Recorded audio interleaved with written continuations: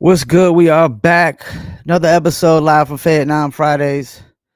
Been a long year, man. Been a long year. Banging out shows every Friday pretty much. So we're gonna keep banging it out. We got a whole new year about to come up. Gonna be a lot of great interviews. Supposed to have a guest coming on. Don't know if the guest is coming on. I haven't heard nothing back from them when I sent the link. It's all good though, I can freestyle and go off the top of the dome. Just did a pre-recorded interview with Mr. Lynn from Company Flow. Please go check that out. Mr. Lynn from Company Flow said some very interesting things in the interview, and we had a little discussion about J. Cole as well. Let's go ahead and get some promos out the way. Let's QR codes. Follow the Paul Pickett podcast. I just did an interview with Ervin Bandito Brito and Christine Vicens, who will be fighting tomorrow night for BKFC's women's featherweight belt against Christine Faria. So she's going to be going after the featherweight belt in BKFC. Check those interviews out. Got a bunch of new interviews on the way. We'll be interviewing the guy with the fastest knockout in combat sports, which was like 2.9 seconds. So definitely check that out. And got a bunch of new interviews coming. I just had some other fight organization that's has a competition for 10,000. Just hit me up wanting to interview people.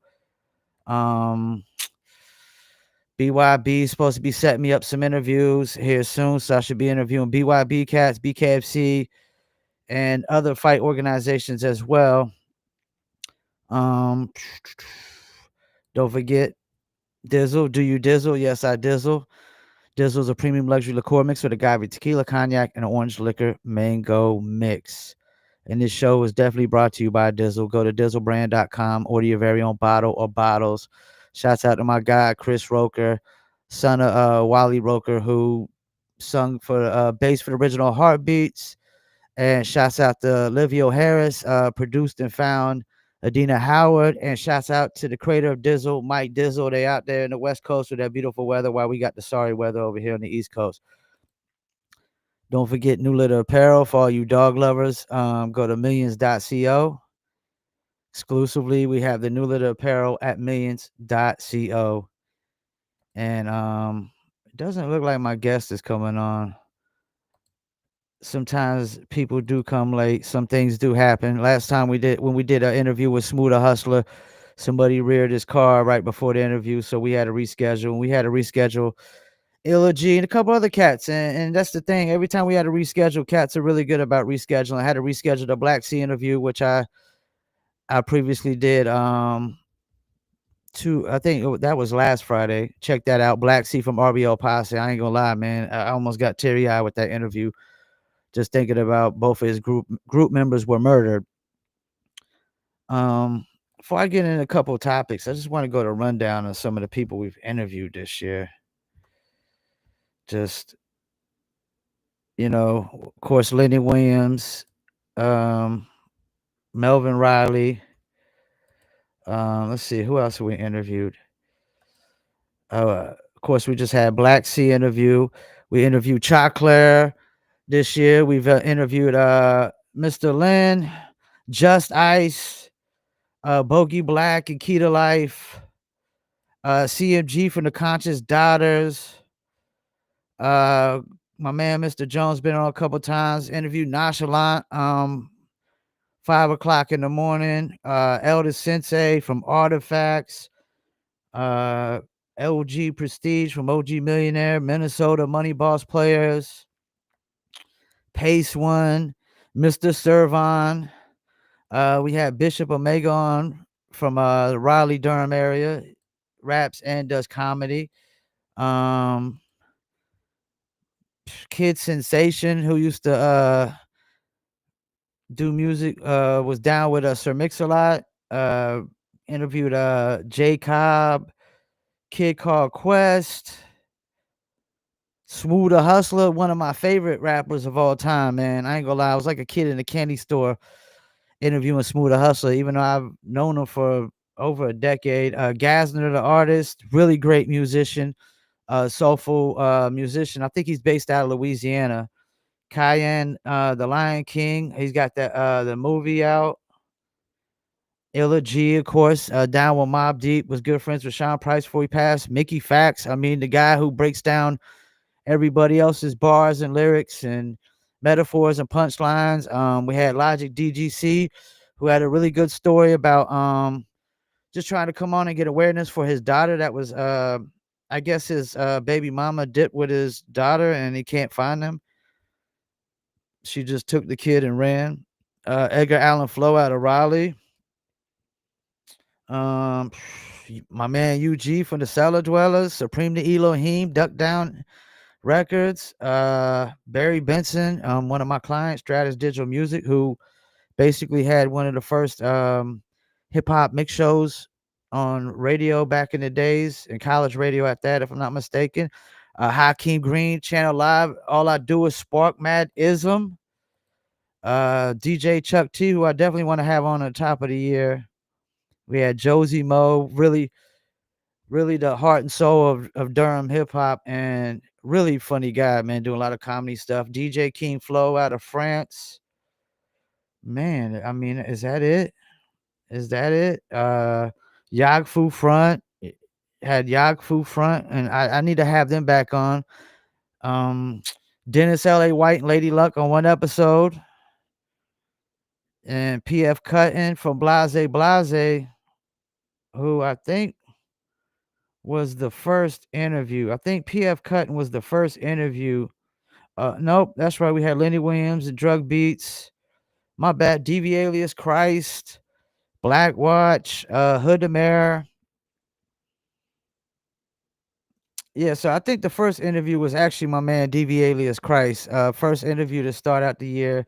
Then we had Black Watch, Drug Beats, Hood the Mayor, and the great Lenny Williams.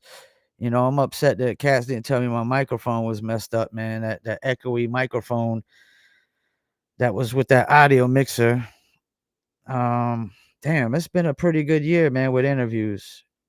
We did the top 25 boom bap producer draft. I'd like to do that again, but something different, like another kind of draft. And this show actually started out with like 5 or 6 cats, and now it's just me, which is all good, you know. I'm not gonna quit. I'm not gonna get discouraged. I'm gonna keep putting in work. I was doing this podcast and shit before Live from Fayettenam, and I'll keep doing it until I'm 6 feet deep into the grave, man. So, doesn't look like my guest is coming on. Doesn't look like my guest is coming on. That's not, I mean, it's not gonna bode well for any other unsigned artist, I could tell you that much. So there was a topic last night in my pre-recorded interview with oh, and I had Brother J from X Clan. I forgot Brother J from X Clan just recently. And I did Mr. Lynn from Company Flow pre-recorded yesterday, and something interesting he said when he was on Ruckus Records and why they left Ruckus. And it just made me think like how grimy and how shady record labels are, where they, you know, Company Flow was pretty much not really a mainstream group. They were really underground. They had futuristic sound and very experimental sound. So Company Flow was touring overseas at the time, and the label, you know, sent over was sending some materials overseas for them to promote. And so, you know, they're going to get the mail, and they thinking they about to get you know, some Company Flow flyers or some kind of promo to pass out or to sell, whatever it was going to be. And when they get the package, they said it was the Most Def Body Rock, which is a dope single. And he said, you know, he did say, you know, they didn't have no problem with Most Def in them, but like it was really like a slap to the face. It's like, Why would I be promoting some other artist material on my tour that I'm headlining and they're not even on the tour? Um, I'm just because we're on the same label doesn't really mean much. I could see if they were signed under me, then yeah, that would make sense, you know. And so that was really the downfall of their deal with Ruckus, because Ruckus is sitting there sending other Ruckus artists material for them to promote, which is really crazy. It's like, how do you know that they're even friends or even like each other? You sending the material just because they're on the same label don't even mean they cool. Second of all, why would I promote somebody else's material on my tour? And then it's like even a slap to the face, because it kind of basically what they're saying is that Mos Def was more of a priority to Ruckus than Company Flow. And that's another problem with labels. They prioritize certain artists as this is number one priority, like TDE. It's like Kendrick, um, Schoolboy Q, and then Absol, and then J Rock. And you know what's crazy about it? J Rock actually is the first artist on TDE. He pretty much started this whole TDE thing, and he's kind of like at the bottom of the barrel with that. But I'm pretty sure he's not complaining. He's not unhappy. He's cool with his role. So yeah, I thought that was one of the grimiest, shadiest things I heard that a record label did. Like, you actually sent some other artist's promo material to another artist for them to promote it on their tour just because they're on the same label. That doesn't mean they want to promote that other artist. It doesn't mean they're cool with that other artist. There's plenty of artists that signed to the same label that ain't cool. So I thought that was crazy. Um, and then it made me think about what Paul Wall was also said. Paul Wall put out a video recently where they was asking him why he hasn't signed no artists or put no artists on, and he made a lot of sense, man. He basically was saying, like, why would you sign underneath another artist? Because that artist isn't gonna put the same energy into you that they will put into themselves. First of all, second of all, they might not want to see you basically come up higher than them. They don't want to see you surpass them. Like, cause think about hip hop history. Typically, when artists put on other artists, how many times did you see an artist put on an artist that was bigger than them or that became bigger than them? I mean, like, M put on 50 Cent, but 50 Cent was only bigger than him at that moment and at that time. In the long run, Eminem is still a bigger artist than 50 Cent. And he probably still was, come to think about it. But just for that moment of them two albums, nobody was bigger than 50 Cent for those two album moments at that time. But once those album sales started to go from 10 million to 10 million to 5 million to 2.5 to 1.2, then it just you start to see it leveling out, and Eminem is still like up here and 50's down here. The first time I seen an artist put on another artist and that artist became bigger than him was when Fat Joe put on Big Pun. Big Pun was bigger than Fat Joe. But before that, I can't think of one single person that signed an artist and that artist or the group of artists was actually bigger than them. Look at all the people 50 put on. None of them were bigger than him. None of them were T.I. Anybody T.I. put on bigger than him. Anybody Jeezy put on bigger than him. Anybody Rick Ross put on bigger than him. Did anybody Ice Cube put on bigger than him? I mean, have you seen anybody do that? Even Dr. Dre is questionable. Like, is Snoop and M and them really bigger than him? Because I mean, he produced all their albums. I never seen, like, nobody J. Cole put on is nowhere near as big as him. Nowhere near as big as him. And then I heard rumors that this is gonna be the last Dreamville Fest. And I'm sitting there thinking, why would it be the last Dreamville Fest unless J. Cole is thinking about retiring? Is he thinking about calling it quits? Because Dreamville Fest ain't gonna be what it is if J. Cole's not on the ticket. If J. Cole's not headlining Dreamville Fest, if he's not performing, it's not gonna be what it is now. If you think Boss and Luke and all them is going to pack in Dreamville Fest without J. Cole, like it's being packed in now, you're delusional. You're sadly mistaken, man. It's not gonna happen. It's definitely not gonna happen. So definitely a guest is not coming on. And there was another topic I wanted to go over. I probably only gonna stay on the 7:30, but the TikTok, the banning of TikTok. So Joe Biden and Democrats kind of pushed forward with this TikTok ban. I know Trump was talking about it at first before, but he never fully went through with it when he was in office. And now he's got a soft spot for TikTok because apparently TikTok has helped him with his sales and whatnot. And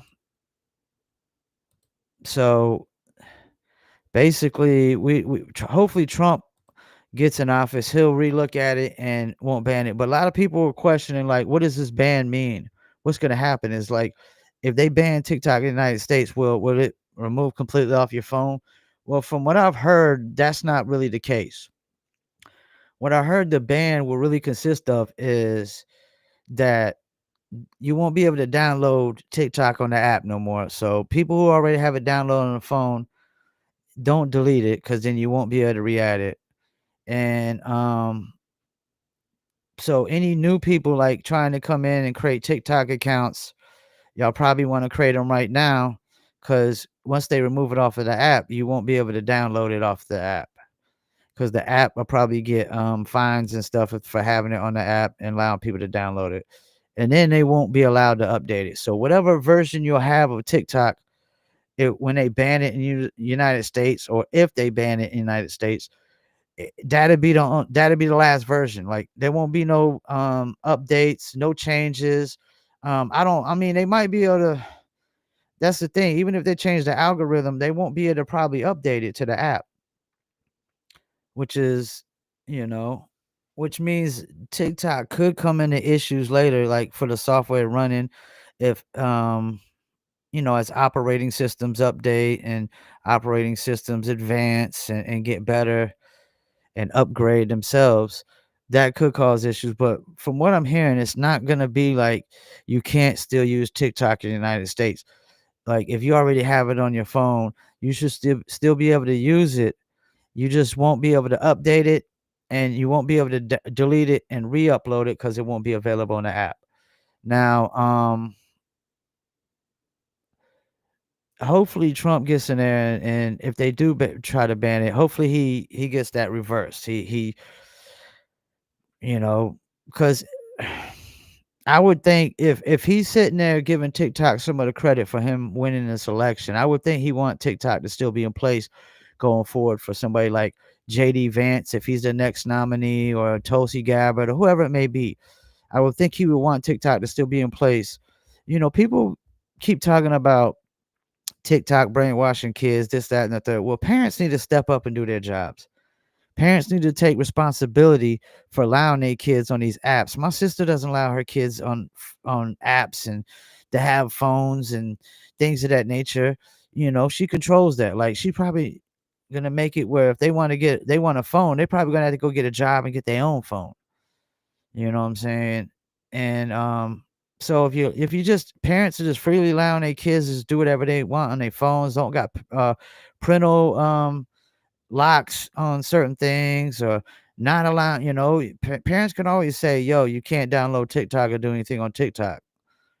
But parents are just letting kids do whatever they want, man.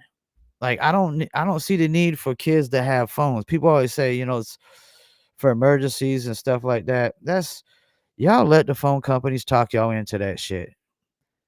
Y'all let the phone companies talk y'all into that shit, because that's bullshit. Because back in the days when there was emergencies, use a house phone, use a pay phone,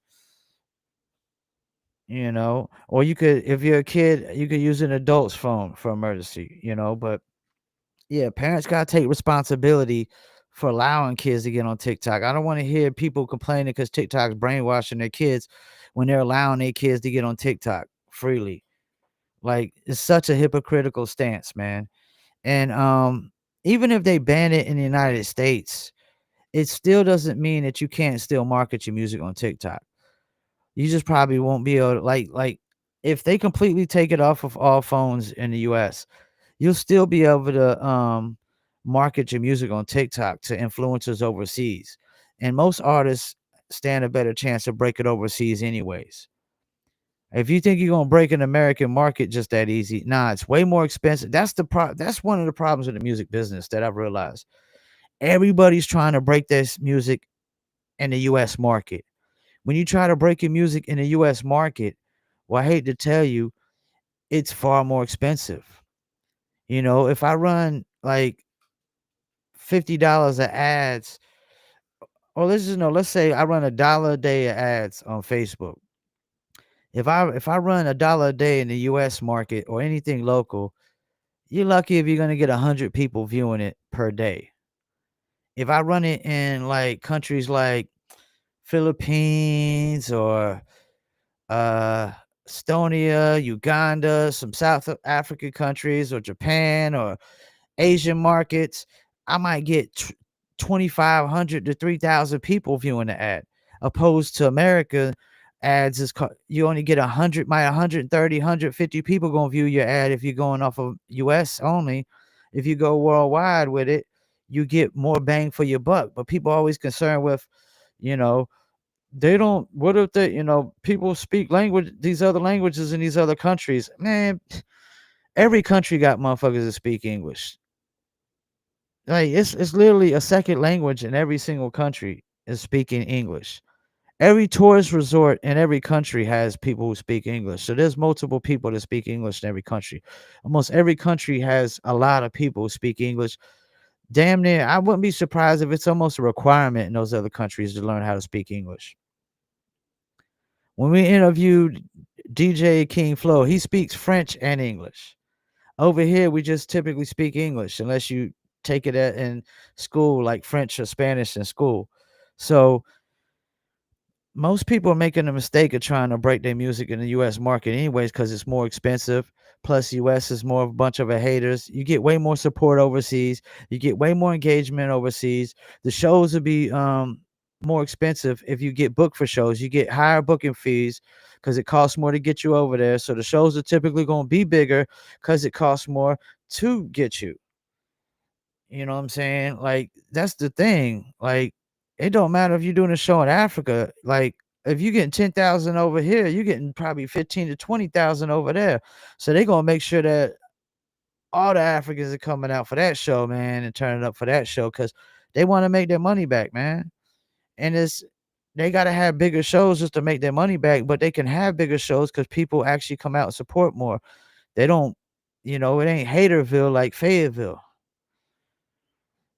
So yeah, man, y'all need to stop just focusing on the US market. Y'all need to be going worldwide with this.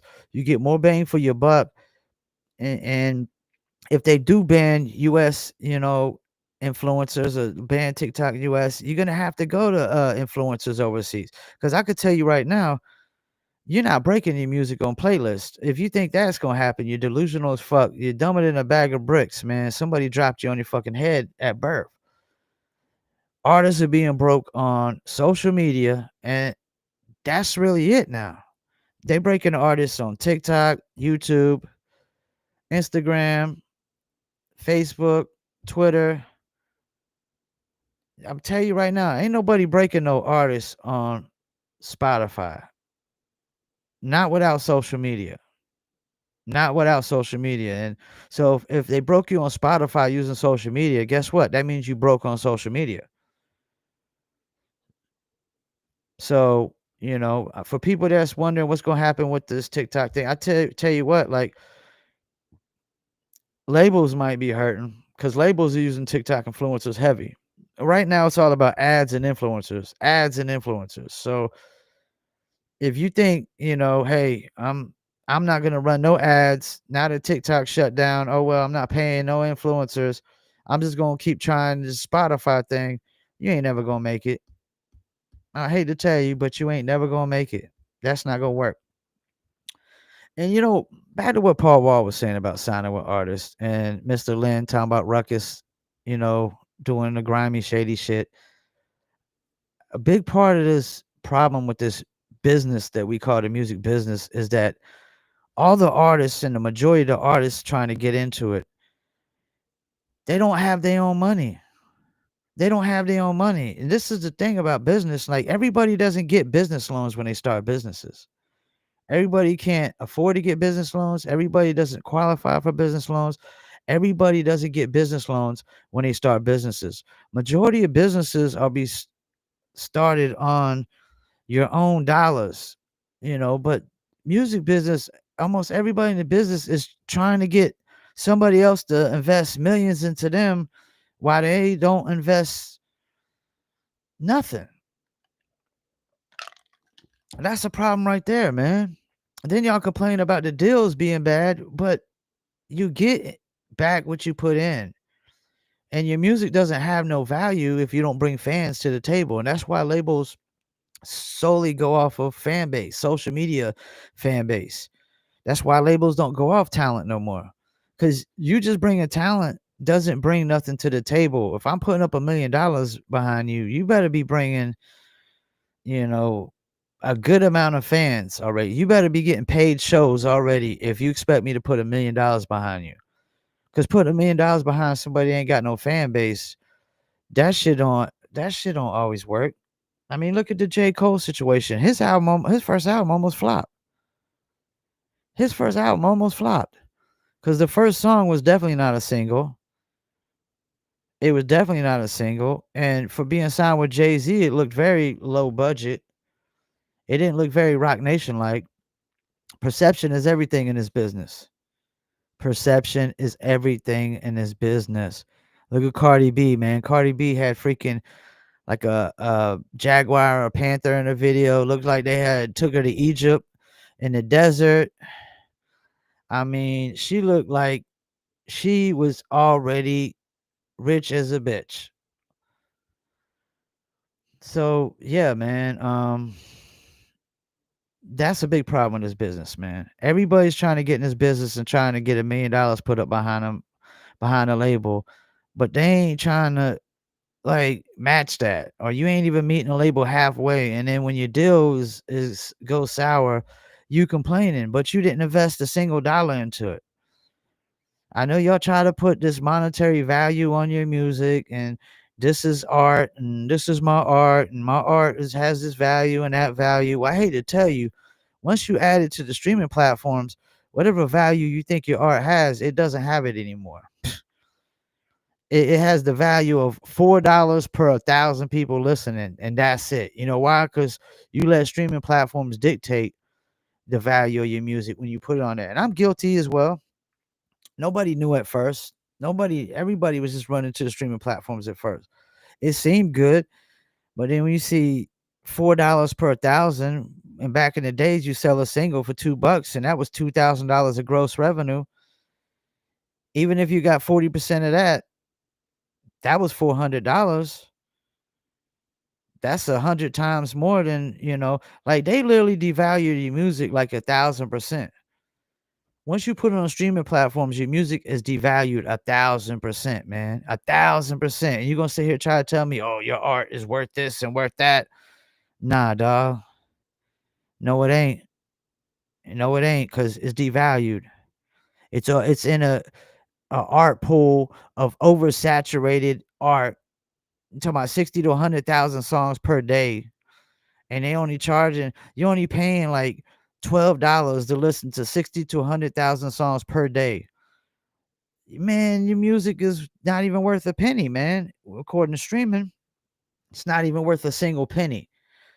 So we need to get to this point where artists start looking for investors opposed to just trying to sign with labels. Try to find an investor and not try to find a label, at least not right yet.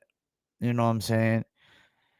Because if you can make it independently like a Tech Nine, then you want to try to do that. You know what I'm saying? If you can make an investor, millions of dollars off of his return by investing into a long-term investment because music business ain't no short-term investment. You can't break no records in like 3 to 4 months. And even if you do, um, like you better be touring heavy at the time.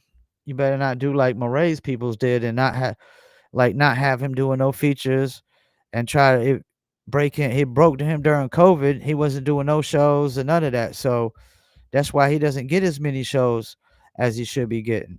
That's why he's not headlining a tour. So yeah, y'all need to go and try to get investors opposed to just getting a record label. And if not, then you need to invest your as much money as you can afford into the advertising and influencers, and you need to pump out content.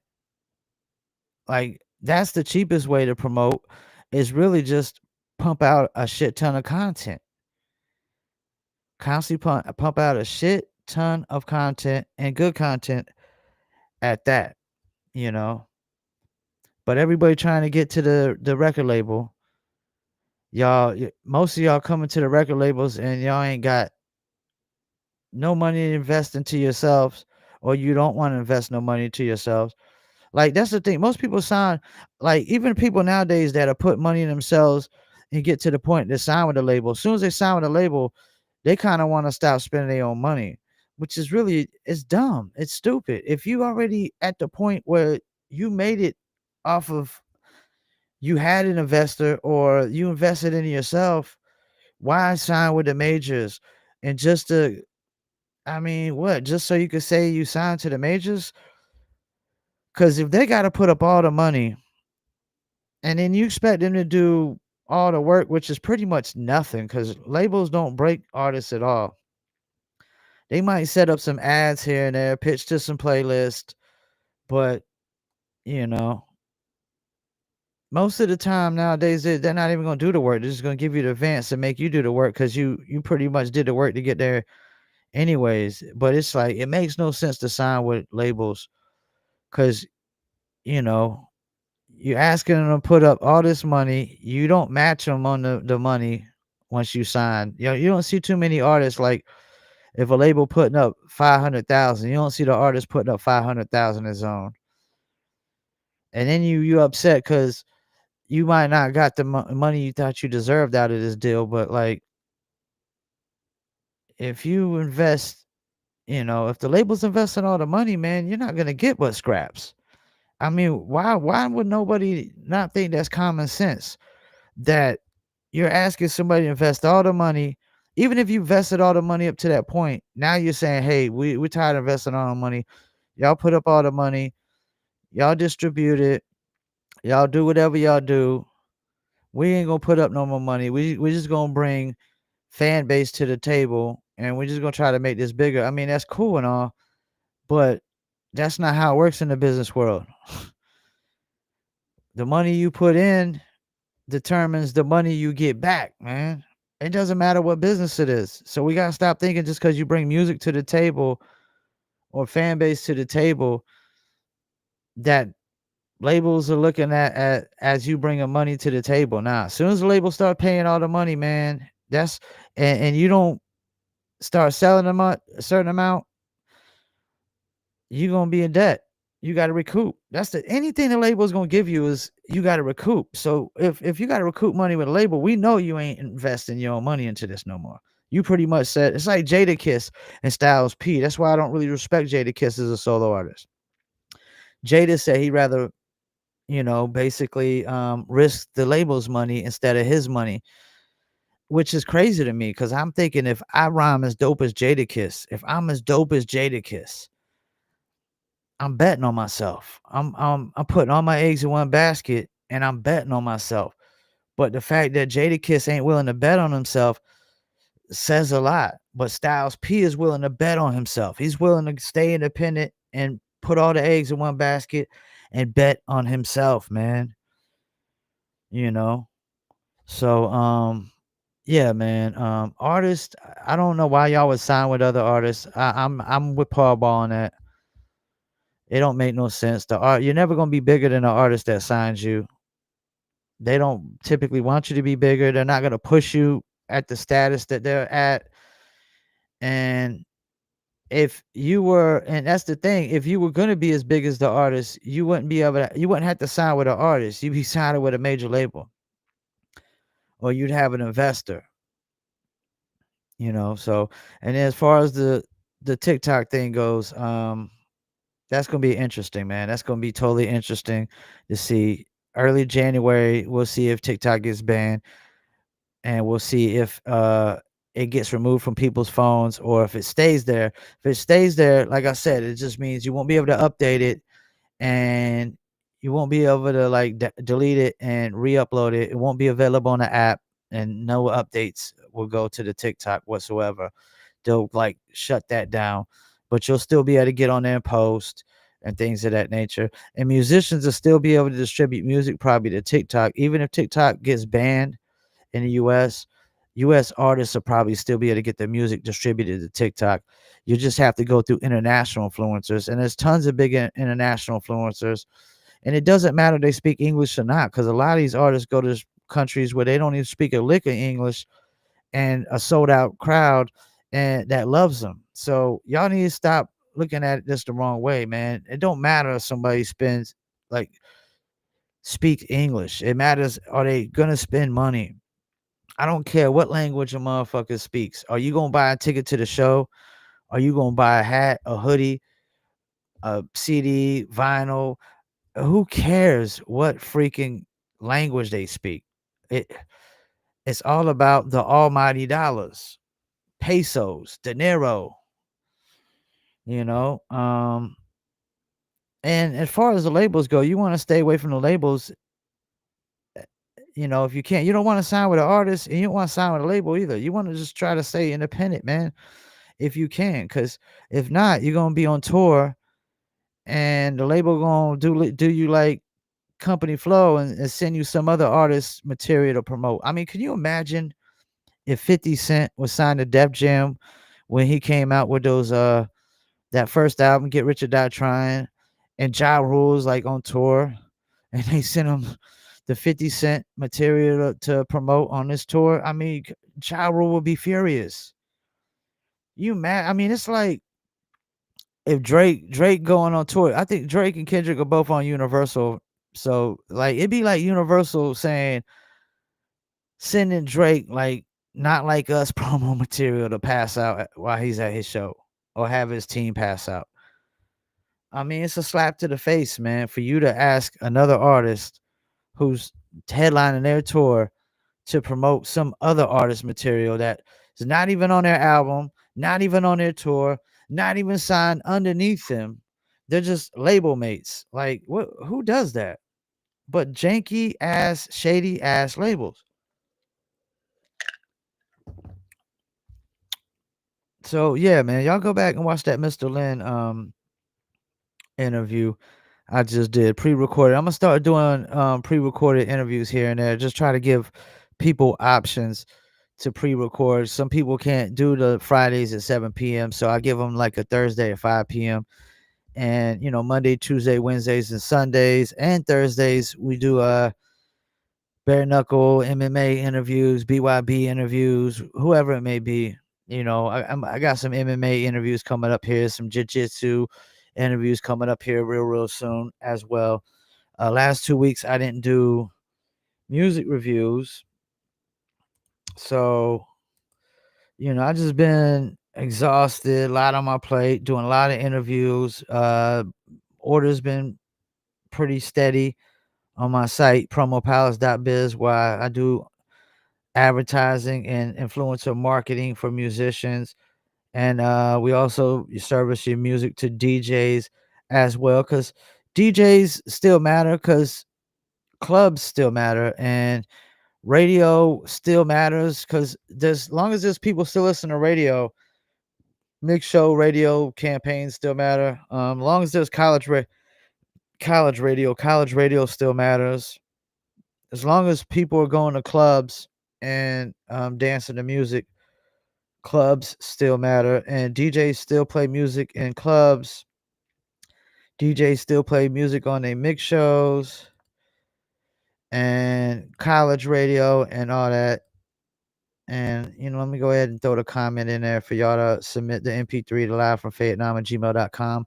I'll probably be doing music reviews around 3, 4 p.m. tomorrow. And we got the Bare Knuckle BKFC tomorrow in Hollywood, Florida. BKFC on the Zone. Got to tune in and watch a bunch of people that I've interviewed fight for that. And yeah, man. So that's just my opinion, man. Try to stay away from labels if you can, because if you're signing with a label and you're not putting up the same amount of money as a label, then you're gonna get crumbs out the deal. Try to find an investor. Try to stay independent. Um, Definitely don't sign in another artist, because artists, I mean,